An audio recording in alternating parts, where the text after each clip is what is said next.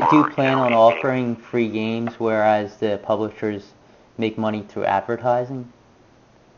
Either advertising or through some in-game things that you buy. You know what I'm saying? So I mean, more like, let's all be realistic. There has to be some economic model, otherwise the games don't exist, right? oh yeah, of course. But there are all these different ways that people will be able to monetize games, which will make sense.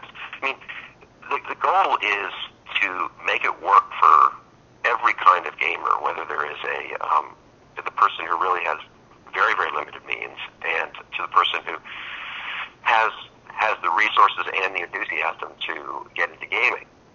The way the model is set up today is a little bit funky in that, sort of a lot of people get, if you really don't have any money, people, might have pirated games, and then the people that do play the games, I mean, think about it, they're sort of supporting the piracy, right? You know what I mean? Yeah. And you may not get the best games out there.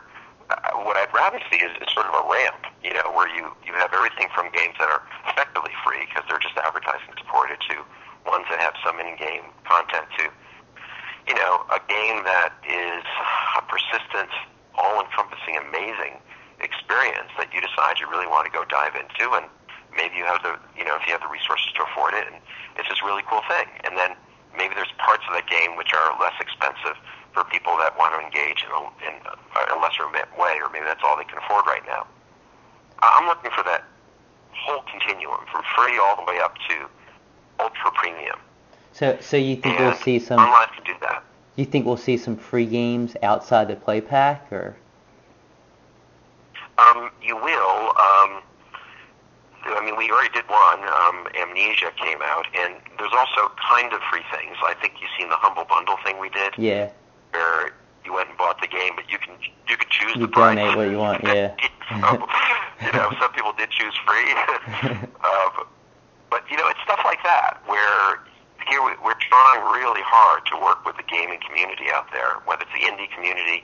Wait till you start seeing games posted on OnLive that have really cool mods in them. Okay, so it's the same game but with a mod that someone figured out who was really good, and but we're going to make sure that if it's, I gave this example before in another interview. If some guy modded the game for auto aim, it's not only available for one person in multiplayer, but you have the auto aim multiplayer and the non-auto aim multiplayer. Yeah, so you're not going to mix the players together. Yeah.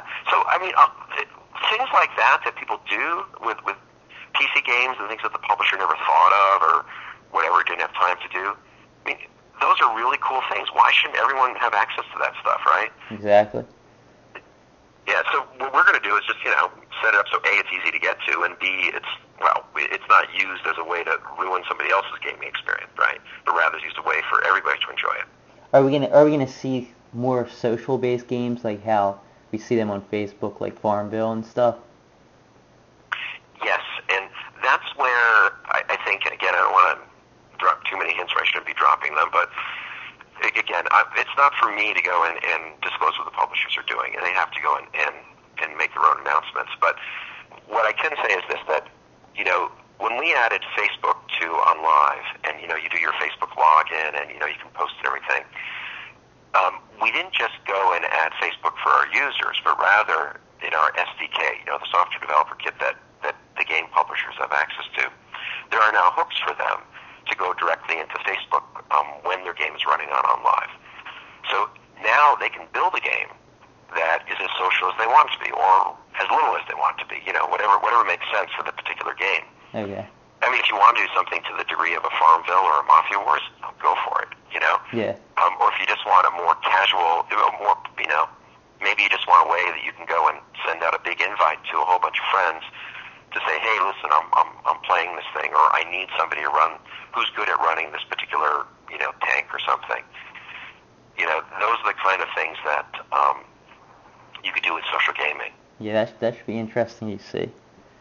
How about? Well, the other thing is gifting people stuff. Like, hey, you go, I earned this thing, I'm going to give it to this other guy who's a friend of mine, who then maybe will give something back to me later on. Yeah. That's another thing you see with these social games that you'll soon be seeing within the service.